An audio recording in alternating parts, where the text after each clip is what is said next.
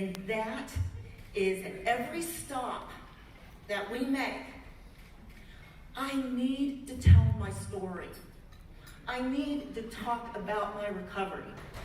So at every recovery place, every program, he sat down and he spoke to these individuals. From five people to 250 in Jacksonville.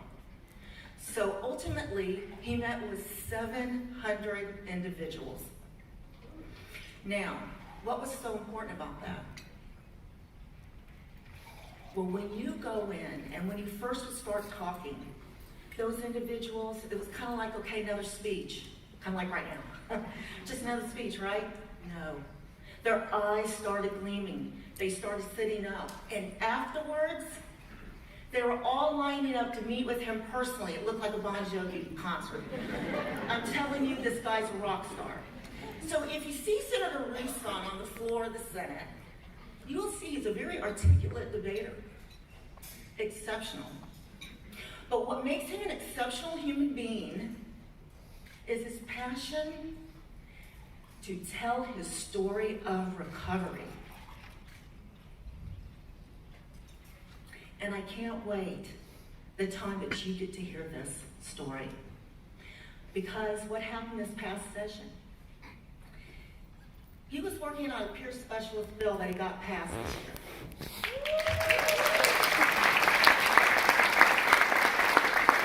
And I was talking to one of the peer specialist trainer, and she said, Natalie, we've got to get this bill passed.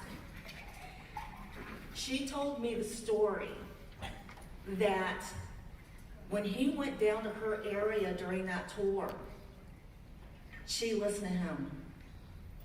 And she credits Senator Russon for saving her life. Senator Russon, I'm not sure where you are. Where are you? Oh. Senator Russon, would you please join me with us presenting the Torchbearer Award?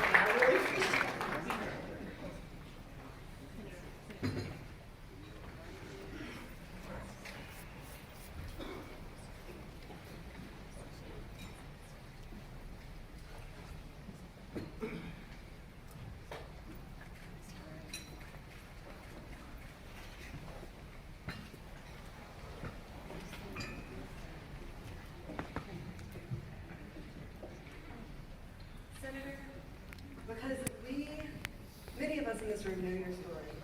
We would like you to stand on stage as we call up other leaders to honor you at this time. And here is your mark, sir. He was an actor in high school. This is, come on up. We're doing this a little different.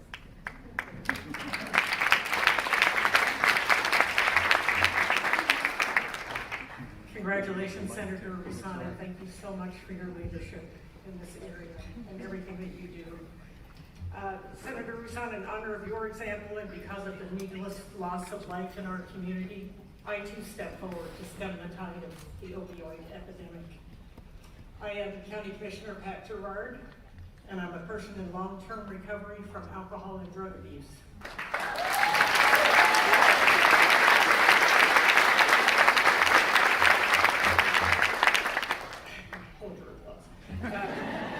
For me, that means 40 years without a drink and a drug.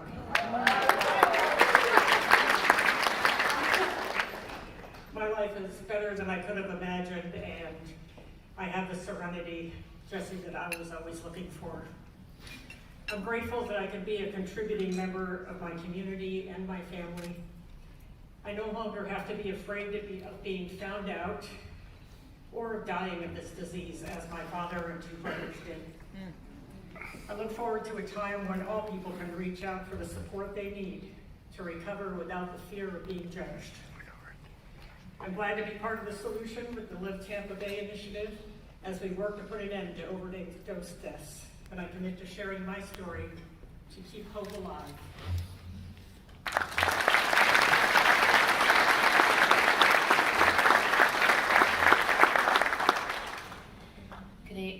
Good afternoon. My name is Jackie Toledo. I'm State Representative for District 16, and I know I only have 1 minute, and I have, unfortunately, a story of hope and despair. My family was impacted by the opioid epidemic, my brother and my ex-husband. But today's story I'll quickly, briefly share with you is about my brother. In 7/7/2007, was supposed to be a lucky day, his wedding day. 2 days before that, he and my cousin were playing with his gun, and he was shot on accident, but he was rushed to the hospital. He was in and out of the hospital for about 6 months, and then after that, many years of an opioid addiction, drug addiction, alcohol addiction. My mom never gave up hope, because that's what moms do. They never give up hope. But my sister and I kept saying, Mom, there's no hope for our brother.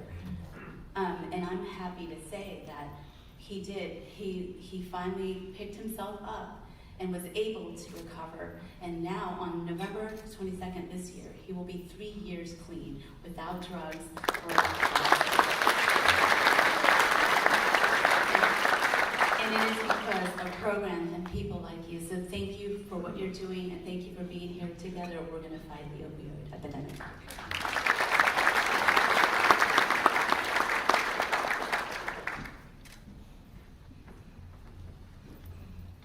I too step forward to honor Senator Roussan. I've had a wonderful conversation with him a couple of years ago, but today I also am honoring my son. This is in memory of my son, Clint Lohman. I am Rita Lohman, and losing a child is a loss that never should happen to any parent. However, realize it affects the entire family, as does mental health and addiction of any type. There's no answer to the question why.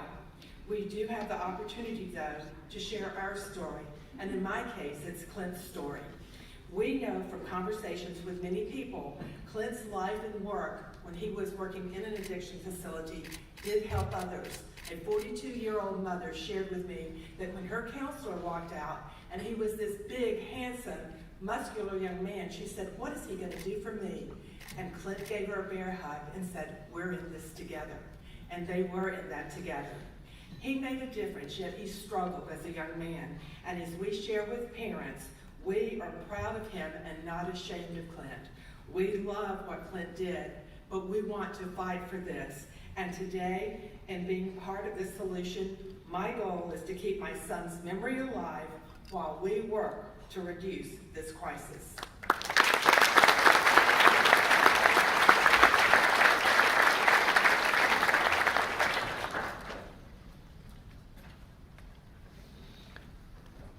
Good afternoon. Good afternoon. Come on now, you can do better than that. There has been nearly 900,000 lives lost due to COVID. There is a war raging in Ukraine where there are millions of people displaced and tens of thousands that have lost their lives. And that's the best that we can do in Tampa Bay this evening. I say good afternoon. Good afternoon. Thank you. Senator Roussan, I too step forward to honor you. My name is Gary Hartfield, and I'm stepping forward to also honor the legacy of my sister, Tammy Hartfield, and her contribution to my life in the founding of Serenity Village and related entities. Tammy's vision for Serenity Village was to work with the elderly and the intellectually and developmentally disabled. On December 21st, 2002, our dream was realized. We acquired an assisted living facility in Seminole, Florida. About 6 a.m. the next day, just 16 hours after the closing of the business, I received a phone call that would change my life forever. My father informed me that Tammy had passed away due to cardiac arrest. She was only 34 and I 32 at the time. My family and I later found out that Tammy had taken an overdose of Oxycontin. Nearly 20 years later, I continue to honor Tammy's legacy by fulfilling her vision and mission to serve Serenity Village clients, staff, and community with dignity and respect. What started out as one assisted living facility with 8 residents grew to 6 group homes with more than 100 employees and serving 150 plus clients. I'm looking forward to a community where families can know that recovery happens and where each member is educated in how to revive an overdosing person. I'm glad to be a part of the solution, working with Live Tampa Bay initiative as we work to stop the tide of opioid overdose deaths. I commit to sharing my story to reduce the stigma around addiction and to help keep hope alive. Thank you.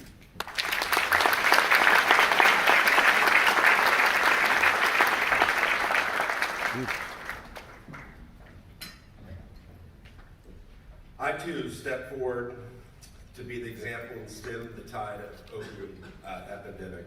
I am Kirkpatrick, and I'm a person in long-term recovery from drugs and alcohol. And I'm 8.5 years without a drinker or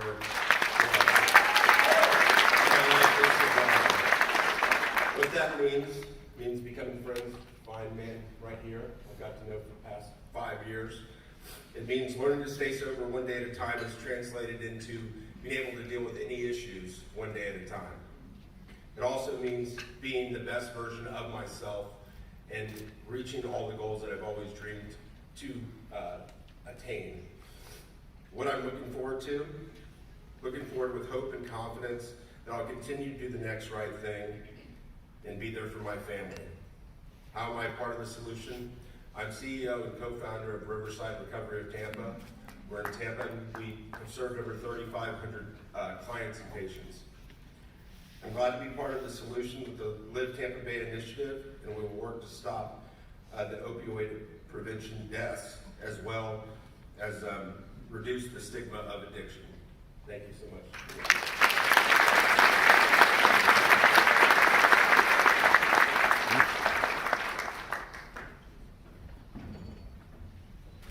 Hello, I'm actually the real Lieutenant Dan, just to let you know, and it's actually My name is Dan Zito. I've been in law enforcement for over 40 years. I'm a boots on the ground cop, and I've seen the horrendous collateral damage of drug abuse throughout my career. I've seen death too many times in person. I've lost my younger sister, Arlene, to a long battle of substance abuse. Her illness and death devastated my family beyond what I can describe today just here in a few words. My family has talked about missing my sister, but not about the cause or why, due to the stigma of drug abuse. We were all victims of this illness of addiction. It doesn't discriminate and it has no boundaries. Repeated drug use can be deadly, and just one-time use of these dangerous substances can kill. Today offers an opportunity to bring awareness and education to preventing drug abuse, decreasing overdoses, and death. It is my hope that everyone here at this event would be vigilant as ambassadors for this cause, and I look forward to meeting each and every one of you here today. Thank you.